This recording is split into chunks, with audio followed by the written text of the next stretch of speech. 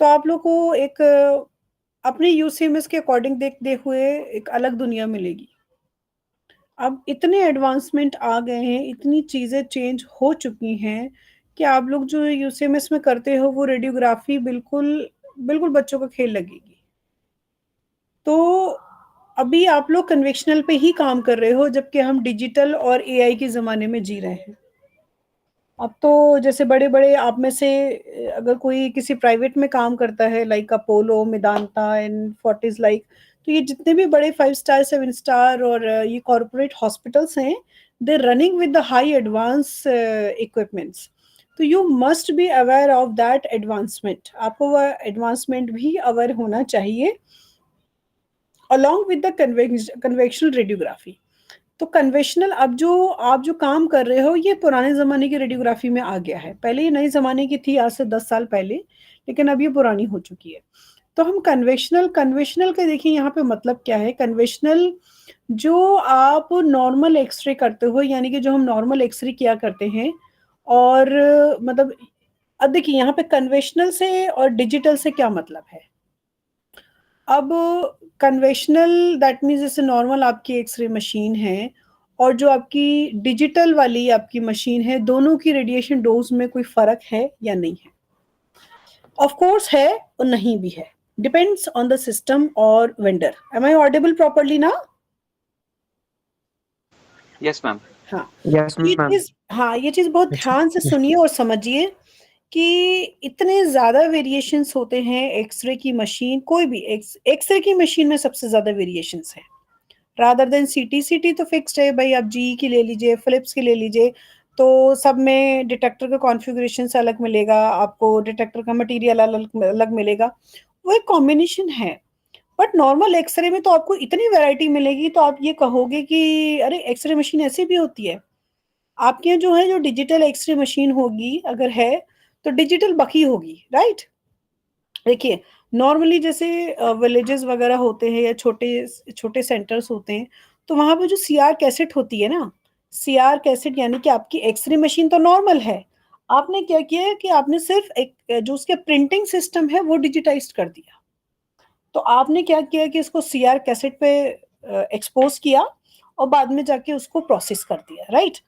तो आजकल कॉमनली लोग उसको भी डिजिटल एक्स-रे बोलते हैं। That's a digital x-ray but not is that not digital imaging. Terminology को बहुत ध्यान से सुनिए और आने वाले टाइम में मैं इसीलिए बोल रही हूँ क्योंकि अलाइड बिल एप्लीकेबल हो चुका है। अब चीज़ें आगे बहुत चेंज हो रही हैं ड्रास्टिकली। तो अब आप कॉम्पिटिशन वाली दौड़ में और ज़्यादा आ गए हैं, क्योंकि अभी लाइसेंस वगैरह बनेंगे, सारी चीज़ें होंगी, तो आपको अपनी आस-पास की टेक्नोलॉजी से अवेयर होना बहुत ज़रूरी है। आपके पास डिग्री भले अच्छी होगी, लेकिन आपके पास नॉलेज बहुत पुरानी है। तो you must upgrade your knowledge as well. अब मैं क्लास ले रही हूँ, अभी थोड़ी देर में कॉल करती हूँ, ठीक है?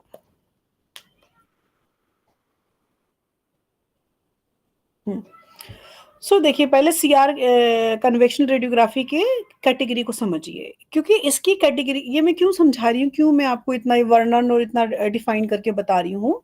उसका रीज़न क्या है कि इसमें भी डोज़ पे इफ़ेक्ट पड़ता है।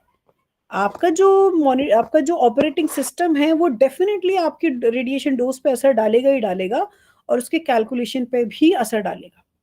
अब जैसे नॉर्मल एक्स-रे हम अब शुरू से लेके चलते हैं, जैसे लाइक एक्स-रे की हम इन वो लेते थे इंटेंसिफाइंग स्क्रीन लेते थे, ठीक है? फिर हम केमिकल से जाके प्रोसेस करते थे इमेजेस को, देन हम जाके तब एक्स-रे प्रोड्यूस करते थे। उसकी रेडिएशन डोज़ और आपकी सीआर की रेडिएशन डोज़ दोनों सेम ही होंगी। थोड़ा बहुत फ़र्क हो सकता है क्योंकि वो कैसेट की बेटर क्वालिटी की वजह से कि आप थोड़ा-सा मिनिमल रेडिएशन ले लो, वो लेकिन बहुत ज़्यादा फ़र्क आता नहीं, क्योंकि आपने सिस्टम में चेंजेज़ नहीं किए, आपने प्रिंटिंग सिस्टम में चेंज किए, राइट? नेक्स्ट अब आते हैं हम डिजिटल पे। मतलब जो सीआर है वो डिजिटल एक्स-रे है, इट्स नॉट डिजिटल इमेजिंग। यानी कि इमेजिंग का मतलब क्या है? आपका एंटायर प्रोसेस। आपका जो एंटायर प्रोसेस है वो डिजिटल नहीं है। आपने क्या किया? आपने सिर्फ़ इमेजिंग को यानी कि सॉरी जो आपकी प्रिंटिंग प्रोसीजर है उसको आपने डिजिटाइज़ कर दिया, नॉट द एक्स-रे। आपने एक्स-रे को डिजिटाइज़ नहीं किया ना। अब आते हैं हम डिजिटल। डिजिटल में बहुत सारी वैरायटीज होती हैं बेटा, आपने पढ़ा भी होगा कि डायरेक्ट होता है, इनडायरेक्ट होता है। देखिए डिजिटल में एक हमारे इंडिया में स्पेशली बड़ा जुगाड़ वाला सिस्टम है। ये सिस्टम मैंने भी पहली बार देखा, बड़ा इनोवेटिव आइडिया लगा कि क्या किया उन्होंने कि जो मशीन है, मैंने कहा ना ये जुगाड़ वाला सिस्टम है, एग्जैक्टली ये एग्जिस्ट नहीं करता है, ये इंडिया का जुगाड़ का सिस्टम है स्पेशली। क्या कि जो मशीन है वो नॉर्मल कन्वेक्शनल मशीन है। यहाँ पर भी क्या हुआ कि अगेन रेडिएशन डोज पे, अब ये क्वेश्चन ये आएगा कि हाँ यहाँ फर्क पड़ेगा नहीं पड़ेगा। यहाँ क्या किया गया कि जो सीआर कैटिक कैसेट है उसको डीआर कैसेट से चेंज कर दिया गया, यानी कि जो आपकी सीआर कैसेट हुआ करती थी, सीआर कैसेट को आप बार बार ले जाके प्रोसेस करते थे, तब जाके आपकी प्रोसेसिंग होती, लेजर में उसमें रीडर में डालना पड़ता था, तब जाके वो स्टडी होती थी, राइट। लेकिन यहाँ डीआर कैसेट में क्या है, डीआर कैसेट में सेम जो आपकी डिजिटल बकी है उसको कैसेट की फॉर्म में ले लिया, यानी कि इधर पेशेंट को एक्सपोज किया और उधर आपकी सिस्टम पे इमेज आ गई। समझ में आ रहा है? वो डिजिटाइज, यानी कि वो डिजिटल तो है लेकिन कन्वेक्शनल मशीन के साथ है। तो क्या कोई फर्क पड़ेगा रेडिएशन डोज पे? थोड़ा सा फर्क पड़ेगा, थोड़ा सा, क्योंकि आपने डिजिटाइज सिस्टम लिया। अब वो डिपेंड करता है फर्क पड़ना कि जो डिजिटल मटेरियल यूज किया है वो कौन सा मटेरियल यूज किया है, is totally depending on that कि जो डिजिटल डिटेक्टर्स का मटेरियल है वो कौन सा है, फोटोडायोड है, सेमीकंडक्टर्स है, वो कौन सा मटेरियल लिया है। हो सकता है वो कन्वेक्शनल की बराबर ही डोज दे, आपने वही अगेन डिजिटल क्वालिटी यानी कि इमेजिंग को बेटर कर दिया, not not thinking about the radiation dose. ठीक है, ये मैं एक नई चीज बता रही हूँ जो मैंने भी देखी लेकिन कहीं बुक्स में नहीं पढ़ी, कि डिजिटल डिटेक्टर की कैसेट होती है अलग से, और ये नॉर्मल कन्वेक्शनल सिस्टम पे काम करती है, जैसे आपको नॉर्मल सिस्टम होता है वैसे ही काम कर रही होती है, बस उसमें कैसेट की जगह डिजिटल कैसेट होती है वो। और आपने एक्सरे लिया, उधर आपका एक्सरे उस पे आ गया, सिंपल। अब बात करते हैं हम प्योरली डिजिटल सिस्टम की। प्योरली डिजिटल सिस्टम में क्या होता है कि प्योरली डिजिटल सिस्टम में क्या होता है कि आपने, मैं बहुत हाईली डिजिटाइज, चलो हम पहले टेक्निक की बात करते हैं कि डिजिटल सिस्टम में क्या हुआ कि आपकी एक्सरे पड़ी, वहां एक डिजिटल बकी होती है और आपके डिटेक्टर्स लगे होते हैं, रेडिएशन उस पर पड़ा, वो उसमें अच्छा वो फिर वो आपकी उसके ऊपर है, डिपेंड ऑन कन्वर्जन, कि पहले लाइट में चेंज होगा, फिर वो इमेज प्रोसेस सिग्नल में चेंज होगा, देन आपका इमेज प्रोसेसिंग में जाएगा। That's indirect digitisation. एक होती है डायरेक्ट डिजिटाइजेशन। डायरेक्ट डिजिटाइजेशन में क्या है कि इमेज को डायरेक्टली वो सीधे इलेक्ट्रॉन में चेंज कर रहा है, यानी कि ऐसा इलेक्ट्रॉनिक अपने डिटेक्टर मटेरियल लिया, उसने क्या किया कि आपके एक्सरे को सीधे इलेक्ट्रॉन्स में चेंज करके सीधे इलेक्ट्रॉनिक सिंबल में चेंज कर दिया, राइट। वो हुआ आपका एक्चुअल वन। अब उसमें क्या हुआ कि अब अगेन वही है कि आपकी जो क्वालिटी है, आपने जो आपकी डिटेक्टर की क्वालिटी है, जो बहुत एक्सट्रीमली हाई क्वालिटी के जो लिए जाते हैं जैसे सीमेंस वगैरह के होते हैं, वो बहुत महंगे सिस्टम लगते हैं, एक एक दो दो करोड़ के सिस्टम लगते हैं। उसमें पता है आपको एक एक्सरे की डोज कितनी होती है? चेस्ट एक्सरे के लिए, चेस्ट एक्सरे में आज से 10 साल पुरानी बात बता रही हूँ, 10 भी नहीं, हाँ हाँ 10 से भी ज़्यादा मान लीजिए, जब मैं 2010 में फोर्टिज में ट्रेनिंग किया करती थी, उस टाइम की बात बता रही हूँ मैं, उस टाइम का डिजिटल सिस्टम बता रही हूँ वहां पर। सो वो 3 करोड़ का पूरा सेटअप लगा था, उसमें चेस्ट का जो एक्सरे था 2 MA और 8 kVp पे हो रहा था। अब सोचिए कितना रेडिएशन डोज मिनिमाइज्ड हो गया, जो कि आप कन्वेक्शनल पे 16 MS और आप 50 से 758 kVp पे कर रहे हैं।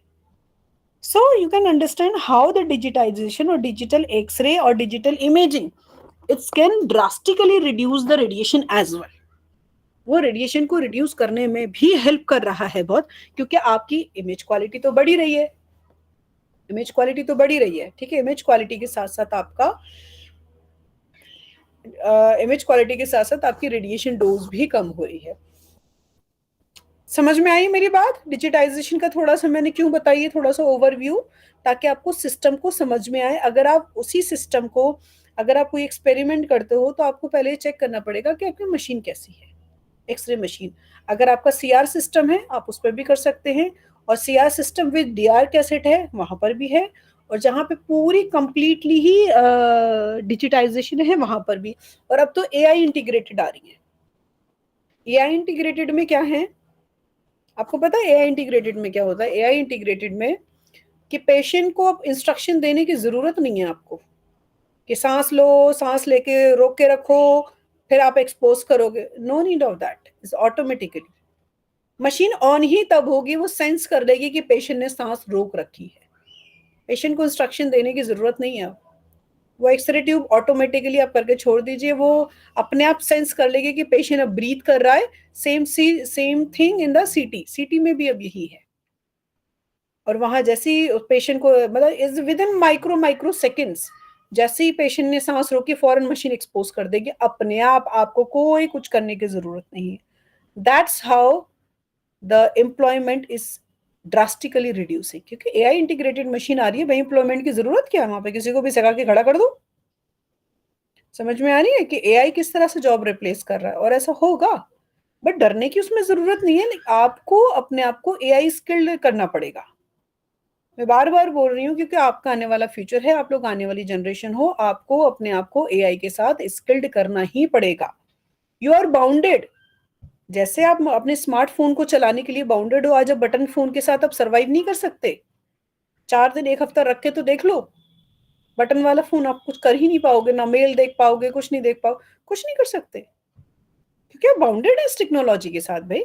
तो सेम चीज़ आने वाले 5 सालों में यू विल बी बाउंडेड, आपको सीखना ही पड़ेगा ये चीज़।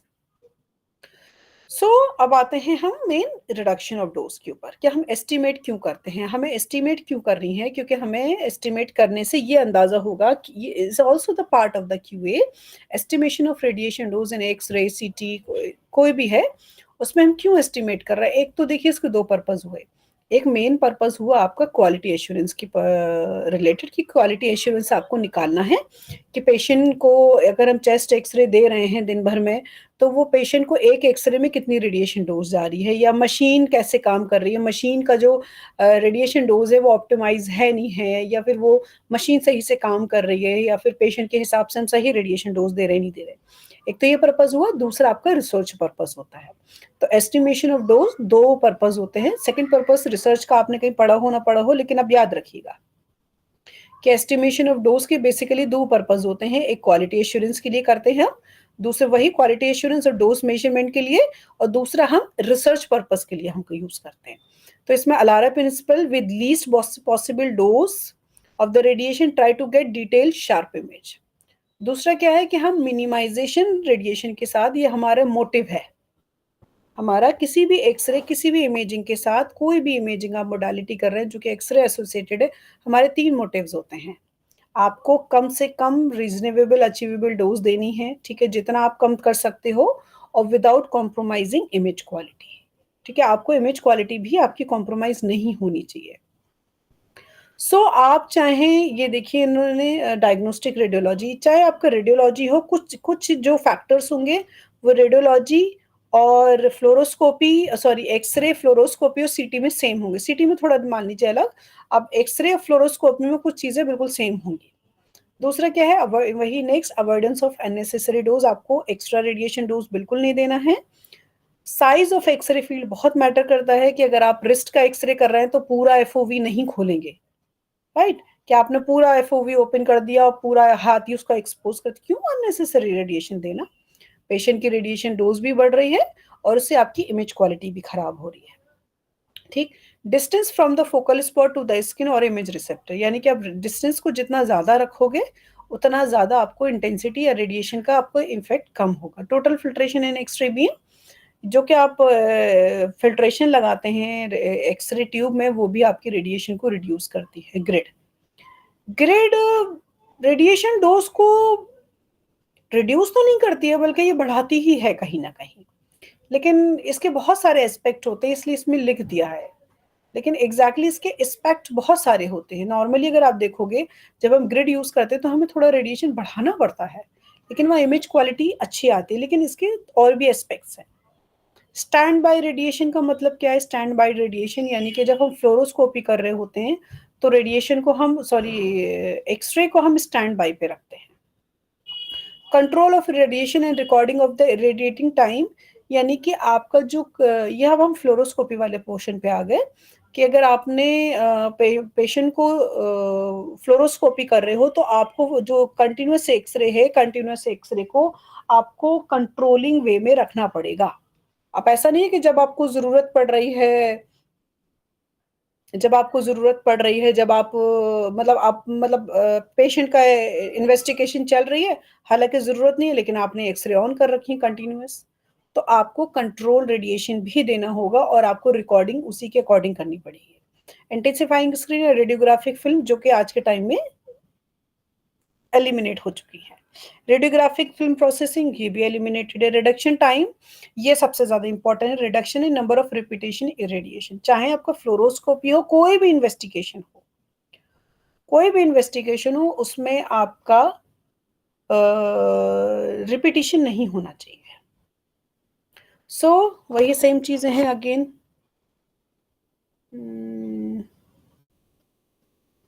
साइज ऑफ एक्स-रे फील्ड ये सारे आपके इसके रीजंस हैं। इसमें एस्टिमेशन टू रिलेटेड एडवांस इसके एस्टिमेशंस किधर गया?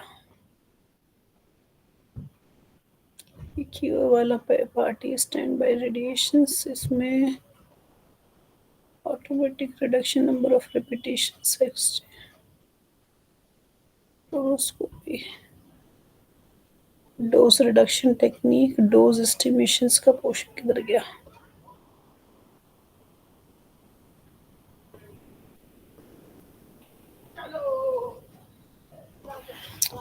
बेटा डोज एस्टिमेशन का है नहीं है, इसमें एक मेथड तो दिए हुए हैं लेकिन डोज एस्टिमेशंस वाला है नहीं। रेडियो बायोलॉजी, एक मिनट रुक में देखते हैं। इसमें ना फॉर्मूले वगैरह होते हैं ना काफी बहुत सारे, वो मैं देखना चाह रही हूँ जिसमें साइज स्पेसिफिक डोज का ना एक प्रॉपर फॉर्मूला है काफी बड़ा, वो आप लोगों को बेटा याद भी करना पड़ेगा और मे भी हो सकता है आप लोगों के एग्जाम्स में आता भी है कहीं ना कहीं।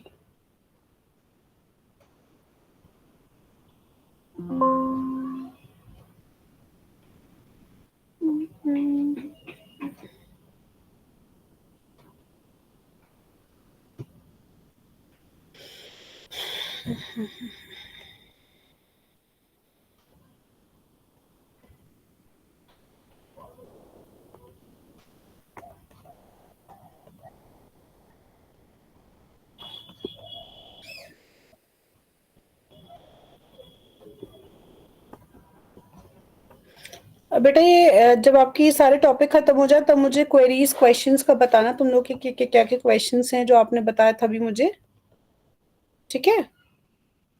मैम रेडियो बायोलॉजी से था। हाँ, रेडियो वही मैं कह रही हूँ, लास्ट में हम रेडियो बायोलॉजी वाला पोर्शन कवर करेंगे। वो एक्चुअली वो डोज एस्टिमेशंस का ही पार्ट है अगर बोला जाए तो उसको, ठीक है?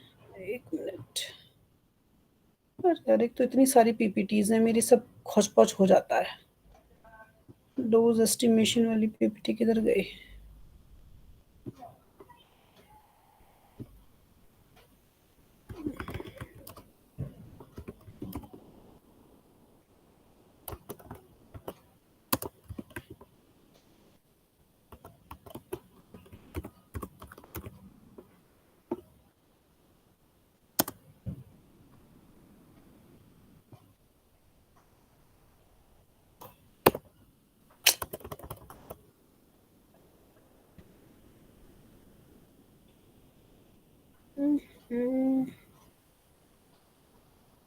थोड़ा सा चीजें कंटिन्यू रहती है ना तो एक फ्लो बना रहता है कि हाँ ये पढ़ रहना है, तो बीच में ब्रेक डाउन हो जाता है ना।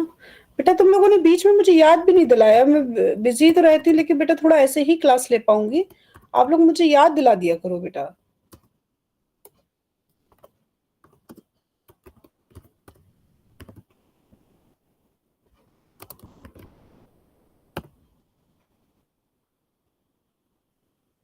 क्योंकि नहीं मतलब मेरे साथ तो इतनी मल्टीपल चीजें चल रही है, मेरी खुद की ट्रेनिंग चल रही है इस टाइम पे, मैं खुद अभी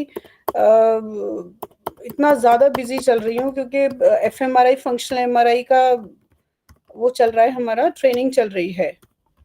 और अब ये वो भी ट्रेनिंग भी यहाँ से नहीं चल रही है, ट्रेनिंग मेरी फ्रांस के साथ चल रही है। अब प्रॉब्लम क्या है कि यहाँ किसी को इतना इतना मतलब एक्सपर्ट कोई है नहीं है, इवन इंडिया में इतना एक्सपर्ट नहीं है जो रिसर्च लेवल पे काम करे। तो ये समझ लो कि मुझे रात दिन एक एक करके इतना मुश्किल से काम करना पड़ रहा है, पहले पढ़ना पड़ रहा है, फिर पढ़ के फिर जाके फिर दोबारा बैठना पड़ता है। तो अब इस टाइम पे मेरी खुद की वो एक स्टूडेंट वाली हालत चल रही है। Hope you are understanding. तो थोड़ा सा आप लोगों को मुझे थोड़ा सा एक रिमाइंडर देना पड़ेगा।